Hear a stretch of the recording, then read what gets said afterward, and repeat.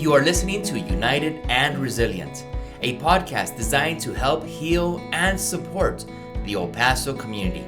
I am your host, Oscar Arriaga, Outreach Coordinator for the El Paso United Family Resiliency Center, a program of United Way of El Paso County. We are dedicated to serve those who were impacted directly or indirectly by August 3rd.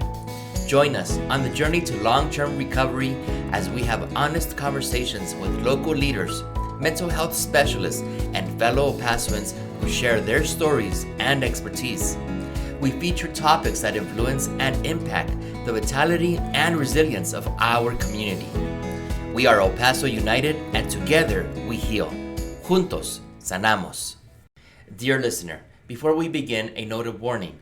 The topic we are about to explore contains a mention of the mass casualty events and a description of the events that unfolded thereafter. This episode may not be suitable for everyone. Please note, any views or opinions shared in this program are personal and belong solely to the individual and do not represent the United Way of El Paso County or the El Paso United Family Resiliency Center.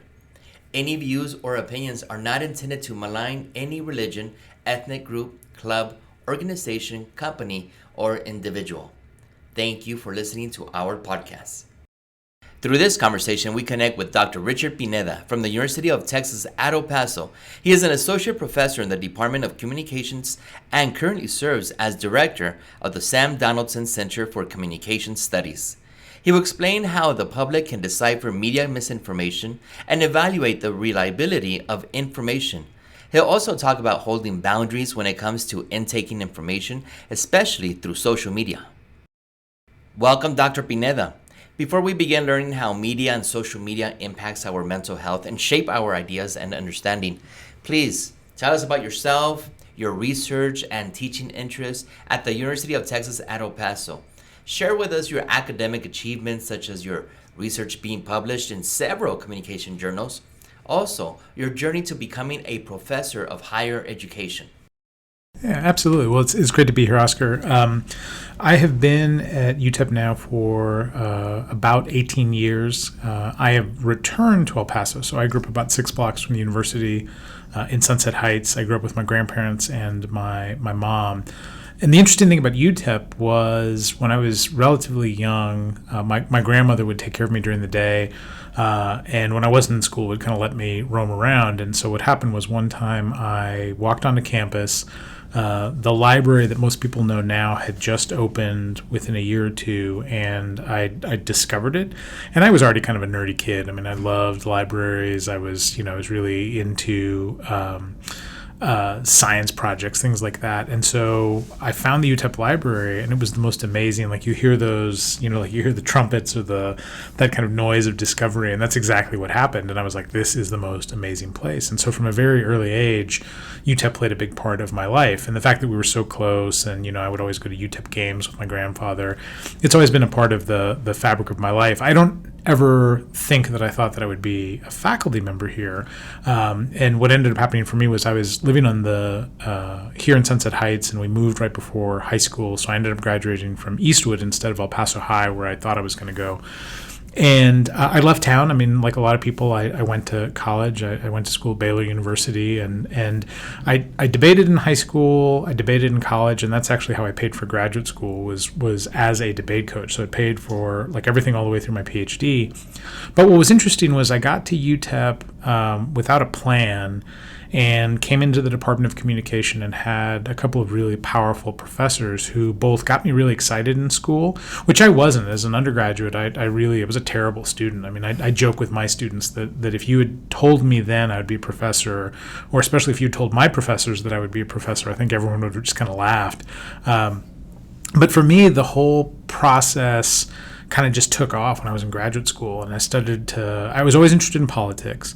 I didn't want to study political science, but what I found out was that I could study everything that I wanted to in politics through communication. So I ended up doing a PhD at a place called Wayne State, which is in downtown Detroit, and it was a great experience. I mean, it was just a great education, and I went from there to California for a couple of years. I thought that's where I would kind of spend my time.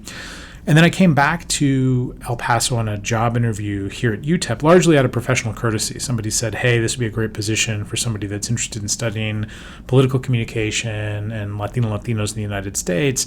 And honestly, Oscar, I made the choice to do the interview as a professional courtesy. Like, well, I'm I just bought a house in California. I'm not going to leave, but it'll be interesting. And I came back. I had a great interview. I got a chance to meet with the late Diana Natalicio, and I just thought, this is where I want to be. Like, I everything that I thought about El Paso had changed, and I wanted to be here. And I made that choice largely because I thought I could make a difference here.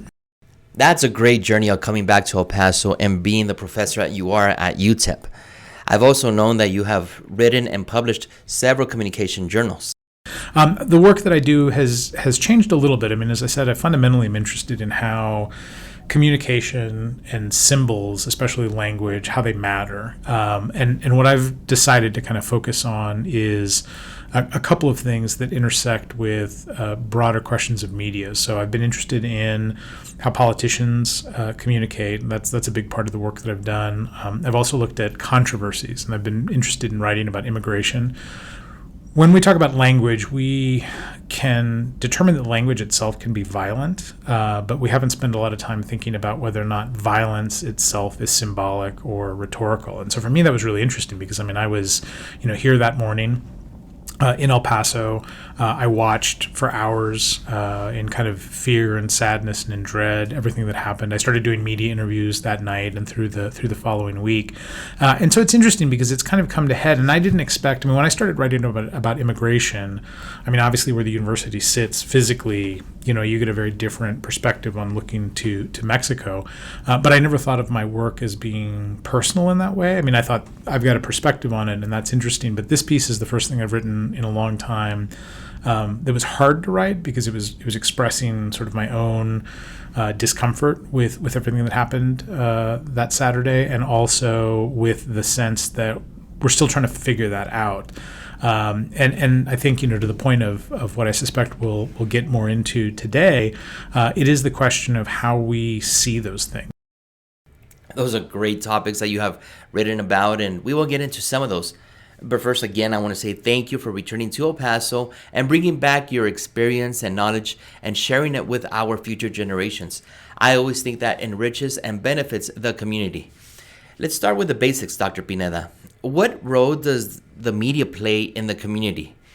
How does it help? And at the same time, how can it cause problems? Media is a public good. Up until, really the last couple of decades, the media was seen as something that everybody should have open access to. And the government has gone through a variety of different legislative and legal challenges to try to ensure that, right? That they would say, the only way that airspace matters is if we can regulate it and allow lots of people to have access to it. And so, there's a generation that I'm sure will listen to this podcast that remembers when all you needed was an antenna, right? You didn't need a digital receiver. You didn't need a cable line. You literally could turn on your television, mess with the antenna, and you could get, a whole bunch of channels on the big band, and then everything beyond 14 you could get if you had a different kind of antenna. So the government, as a good kind of reminder, has always made sure that media is a public good because they recognize that once you start to transmit at a mass level, you have the power of being able to spread information. And from a very neutral perspective, that's ultimately it, right? It's one person or a group of people that are then broadcasting to a wide range of people. And I tell my students that this is an important perspective because a lot of times, they're growing up in a generation where you have satellite television, so you've got 1,000 channels, and there's a niche channel for almost everything. But that's a radical departure from when I grew up in the 80s, where you didn't have you had 6 channels, and as I tell people, if you were in air quotes rich, you had cable, and that gave you like 20 more channels. But it wasn't the world that we live in now. So media is important because it gets ideas across. It allows us to connect. It does, for better or worse, create community in the sense that a lot of us are drawn to certain kinds of things. And the best example of that, not even to make it complicated, is that you will find people that like the same TV show that you do. And by the very virtue of the fact that they like the same TV show, you've created a community, right? Because you can talk about that show, you can talk about what's going on, you can talk about the things that are happening. both the challenge and the opportunity is that almost everything then creates community. So if I want to talk about politics, I've created a community that speaks to that. If I want to talk about social issues, I've created a community that speaks to that. And by virtue of creating a space that says this is the thing we like, you almost automatically create a mirror space of people that say we don't like that. So media is really important in that regard. We've tried to regulate it so that people have open access to it. But the other challenge with media is that it has shifted in the last couple of decades. The corporate side of media has become much more dominant. And so now it's not as if the media companies that most people are familiar with, ABC, CBS, NBC, it's not as if those were nonprofit entities. But now what's happened is that media essentially has become a commodity. So the literal channels that are being used to connect to people, the media ecology that's associated with that, all of that is now connected largely to corporate interest, and that's where things start to get really complicated. It's hard not to see news media as a big business. The complete coverage of stories can be at risk with the rise of media as a business. We've seen negative perceptions of our community shared through media, some that we know are sometimes exaggerated. How can people validate information provided by the media? So one of the things that I think is super powerful about media in a contemporary age is that you can access so much. I tell my students that if you want news, you could go to a website like the BBC's, the British Broadcasting Corporation, and you could listen to their news broadcast in a dozen languages. And that's amazing, right? I can sit in El Paso, Texas, and if I wanted to, and if I had the capacity, I could listen to the BBC World Service report in Farsi, or I could listen to them report in Russian, if I spoke those languages. That power is unbelievable because previous to this sort of internet digital generation, it took a lot of effort to get to that point. So in one sense, it's amazing, right? It's this world of complexity and lots of information and sort of an overload of information. So that's the first problem. There's a lot.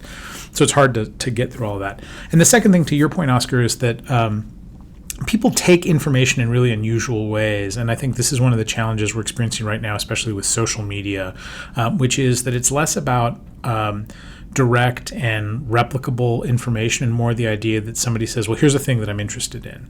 And because that person might have followers, then you have a bunch of people that say, oh, I'm interested in that too. And now you've artificially created an environment where a lot of people are like, oh, well, that person says that, the sky is purple. And it doesn't matter if it's not purple. You've got enough people that are saying it that have these kinds of connections. And so I think the issue, my take on social media has always been that there's two problems. The first is that it's very transitory. That is that information is constantly moving and people have a very sort of transitory engagement with it. Like, I'm really interested in this thing right at this moment, but in 48 hours or in a week, I'm going to be on to the next thing, right? So we're constantly, our attention span is really shifted. The second thing is that it's a really shallow space for engagement. In other words, I use social media as an example. Somebody will say something outrageous, and you will have people that will, give it a thumbs up or give it a thumbs down. They will engage in the most shallow level of response. They probably won't engage in the material. They'll probably engage in calling that person, saying, I don't like you, or I don't like what you're saying.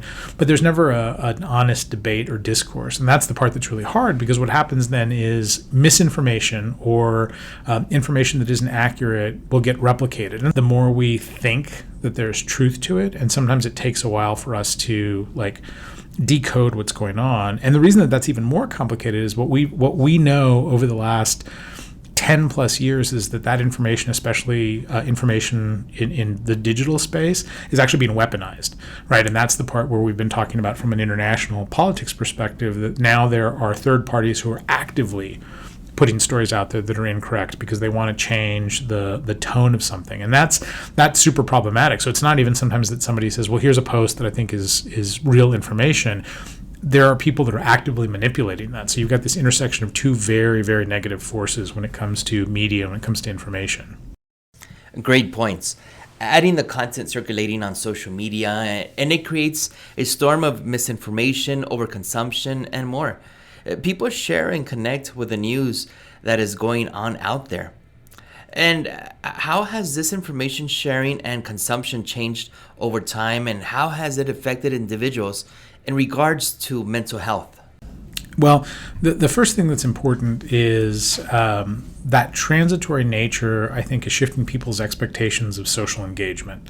So we're not looking to build community in a traditional fashion. We're looking for people that are saying the same things as us. And one of my favorite experiments, and this kind of emphasizes the point, I always teach a large lecture class that has about 200 students.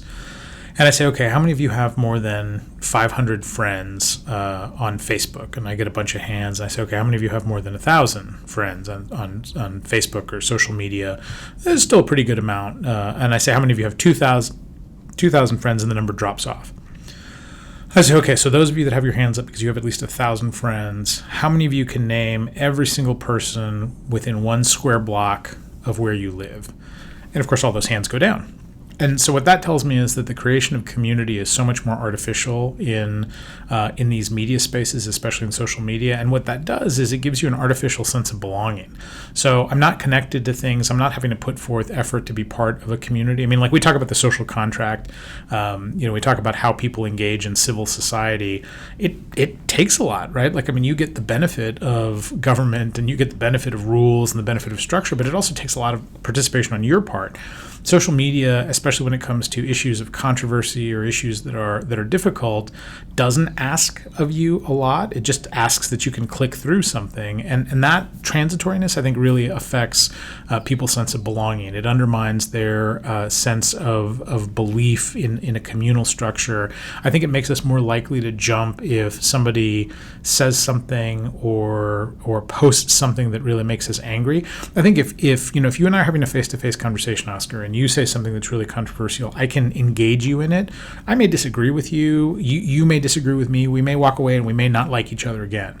But it's unlikely. What it's likely is when we have a one-to-one conversation about it, we can understand each other's perspectives. And maybe I walk away thinking, Oscar's got a great point.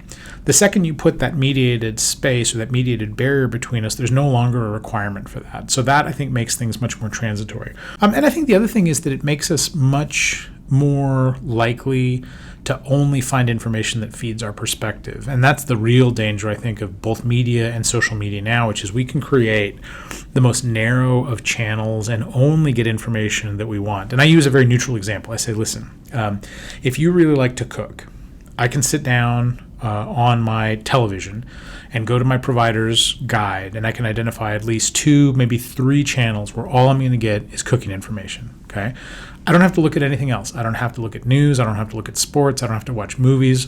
I get everything that I need. Fold into that, then I get on social media, and I only go to social media pages that are related to food. So now all I'm getting is one stream of information. Okay, that's a fairly neutral subject. What happens if I change it to, I believe in really right-wing politics? I'm going to go just to those media sources. I'm going to get just that flow of information. And because that's my predisposition, I mean, this is the thing. I don't want to, and I think it's important to remember that we don't blame media by itself because there's still intent in everything that we do. We still have agency to make decisions about this. But that idea that I can create a media ecology that solely speaks to the things that I want to hear means that I'm very likely to ever question the things that I want to hear. It's going to take a huge momentous issue for me to say, hey, what's going on these other channels? What's going on in these other perspectives? Maybe this is wrong, but once I've created that channel, and that's why I say it's always easy to start with something like sports or cooking, right? And I say I can create this world, and people don't think anything of it. They're like, oh yeah, but I love cooking. I love sports. That's all I want. I want, all these different versions of this network and all these different pages with those things, and that makes perfect sense, and nobody thinks about it. But as soon as I say, like, what happens if that's right-wing media or racist media, then people are like, oh. Right, that does set a sort of a narrow tunnel that's only going to feed all of these fears or concerns or anger or sadness with the world that I live in. You are listening to United and Resilient. We'll be right back with our guest, Dr. Pineda. Now we will shift to our intermission segment of Where Were You on August 3rd with our guest, Leila Melendez. She is the CEO of Workforce Solutions Borderplex and shares her personal story of the August 3rd, 2019 tragedy. Hi, my name is Leila Melendez, and this is my August 3rd story. I grew up in the Ranchland Hills area, about 2 miles from the Cielo Vista Walmart. My mother still lives in the area by Lionel Forthy Park. I might have been a victim myself that morning.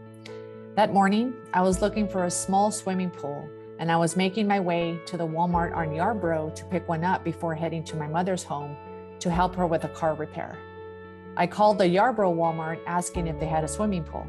The employee told me they had run out, but knew that the Cielo Vista Walmart had a large stock that week. I was hopeful as I called the Cielo Vista Walmart. My call took place at 9:51 a.m. while driving in the direction of that store. Their employee told me they had run out of pools just the day before. So I changed my course and instead went to another store, AutoZone, to pick up a battery for my mom's car. About 20 minutes later, I was in line at AutoZone when the text came flying in about the active shooter. My first thought was, I almost went there. I immediately went to my mother's house and communicated with everyone that I knew to account for them, my family, my friends, my coworkers. And as my family gathered to watch the news in the living room, I remained alone in the kitchen. I didn't want to interact with anyone. My morning was filled with sounds of helicopters because we were so near the store. The drip of tears the rest of the day. I've always wanted so much for El Paso, to make the news for something big, but not this, never this. My heart was broken. Had the Cielo Vista Walmart had a pool in stock, I may have been there at that exact same time of the shooting. I saved a screenshot of the phone call that I made that morning as a reminder of my faith. I have no doubt that God and my grandfather up in heaven guided my steps that day away from the store. My heart ached for the victims and the families and the neighborhood and the community. I'm very thankful that I was not one of those victims myself. I was very proud of us that day, dealing with it, and the response from the blood donations to the funerals and everybody just support. And we immediately defended our community and our citizens.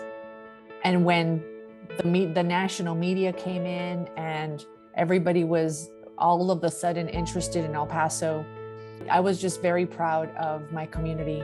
We just all felt this common pain, but we were immediately united. I have remained so proud because we have learned so much from it. We have not forgotten it.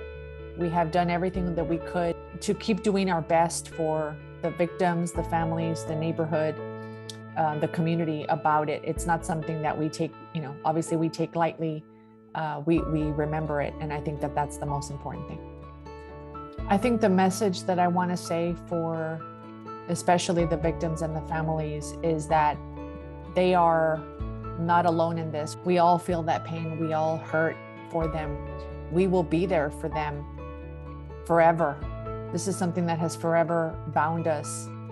And even the people that don't live in El Paso anymore, El Pasoans from all around the world that have reached out, we are bonded by this, and it's something that we will support one another forever. And we're never going to forget this. This is something that was done to all of us. And I want them to know that we are all always going to be there for them. We now return to our united and resilient guest, Dr. Richard Pineda. I want to ask, how can people benefit from reducing the amount of time we spend on social media? Can you provide us tips on how we can modify our social media use to help improve our mental health?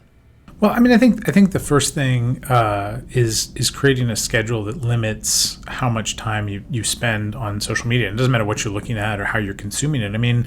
I think about this all the time because when I have my phone in my hand, it doesn't matter who's around me.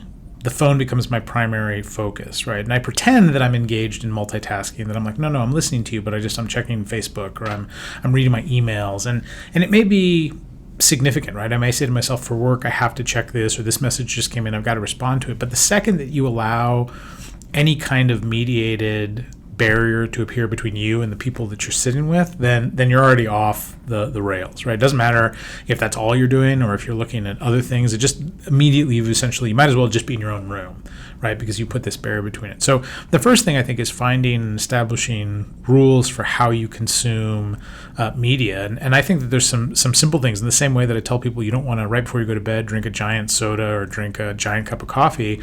You don't want to be reading social media or going through, web pages or internet or those sorts of things, because what's likely to happen, again, because you go to a very particular stream of information, you're likely to get hooked into things. And I'm the first person.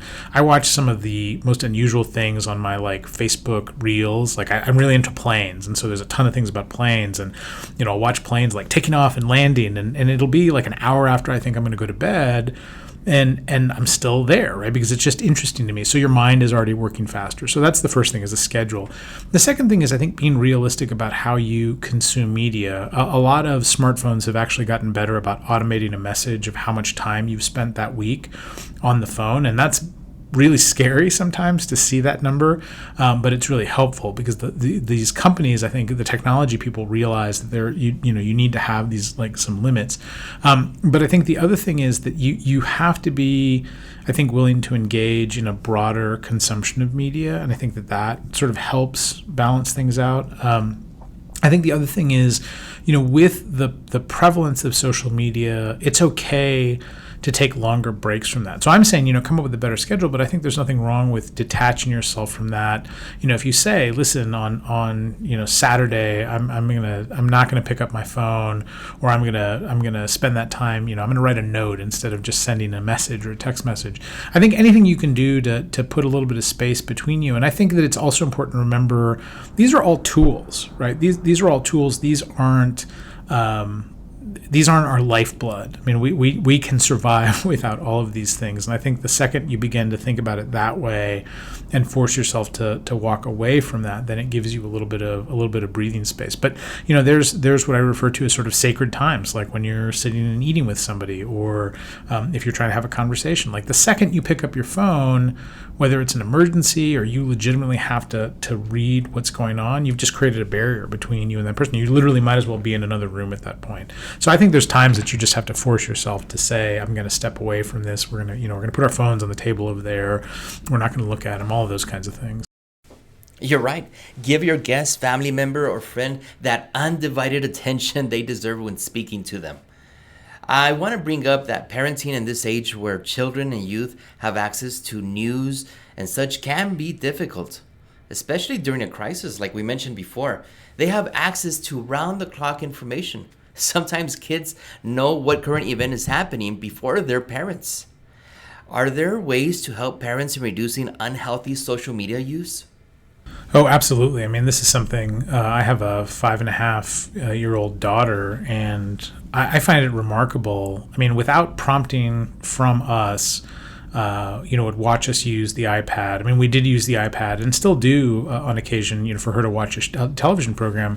And she's so attuned cognitively in terms of how to use it. So before we knew it, she was punching in the code that would unlock the iPad. And at that point, she didn't even really have an understanding of numbers. She was just following patterns, right? So she would see one of us punching in the number, and the next thing you know, that the iPad would be on.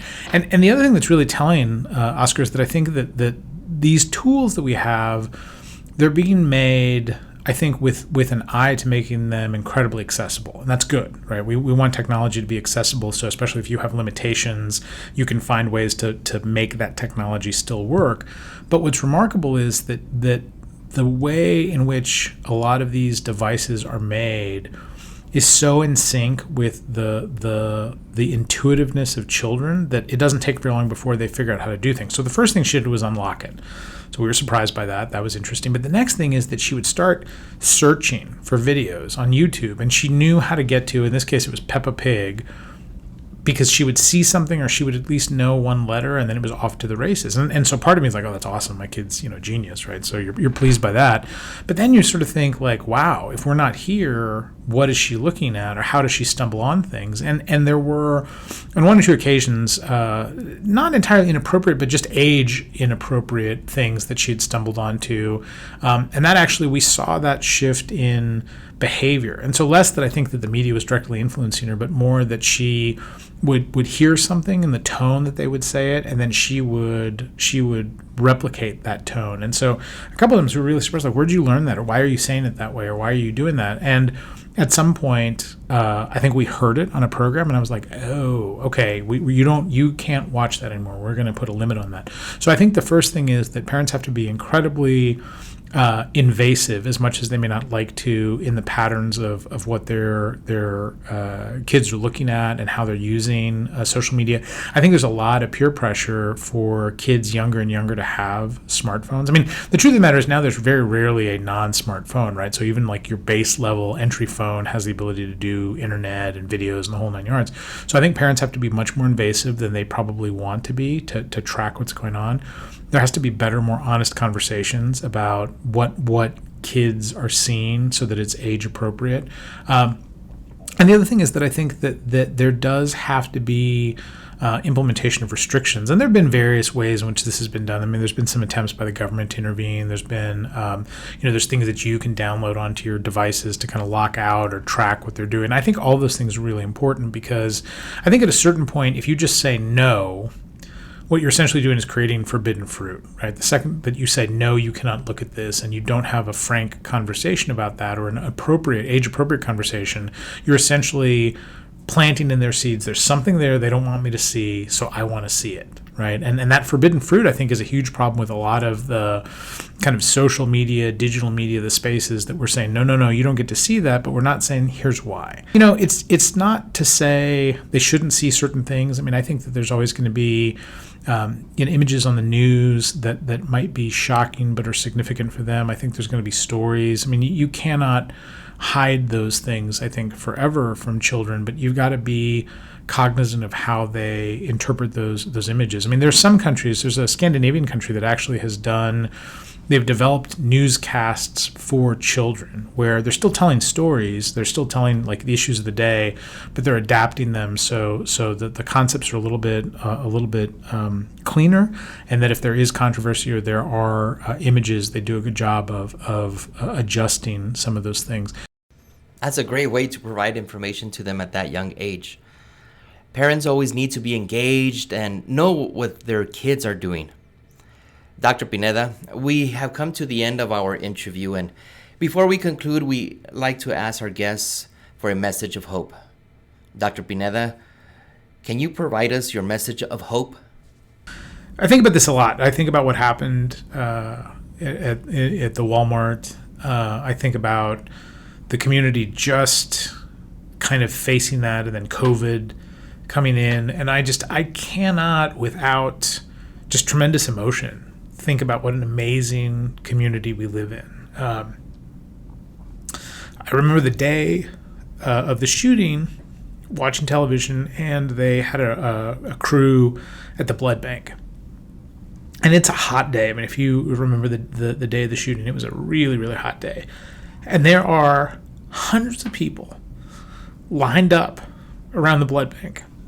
And I thought to myself, that's El Paso, right? That's El Paso. And so for me, hope is embodied in everything that we do in this community. I think that we exist in a space of hope in how we treat each other. I think we're different than so many border communities. I think we're different than almost any other major metropolitan community in the United States. I think that we embody resilience.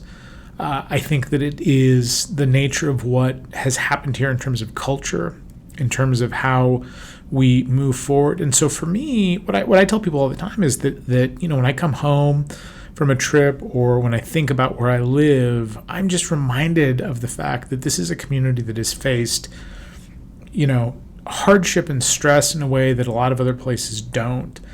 And at every turn, we find our way. And in my mind, that is the ultimate hope. That is the thing that always brings me a great amount of comfort, and it makes me proud of this community. It makes me proud of the people that live here, because it didn't matter what your take was on the world that day. It didn't matter what your political perspective was on that day. There were hundreds of people lined up around a blood bank to try to do the best that they could. And that to me is the ultimate hope. That is El Paso. Dr. Pineda, thank you for your thoughts and for sharing your emotions and a part of yourself. We appreciate your views and what you have to say to our community. Thank you for joining us. You're very welcome, Oscar. It was great talking with you all. Dr. Pineda is an associate professor at the University of Texas at El Paso and director of the Sam Donaldson Center for Communication Studies. And thank you, everyone, for listening. We hope you enjoyed our deep dive into all the tips and suggestions as we are constantly consuming media and social media into our lives. Share this information to others and your loved ones for a positive impact and well-being.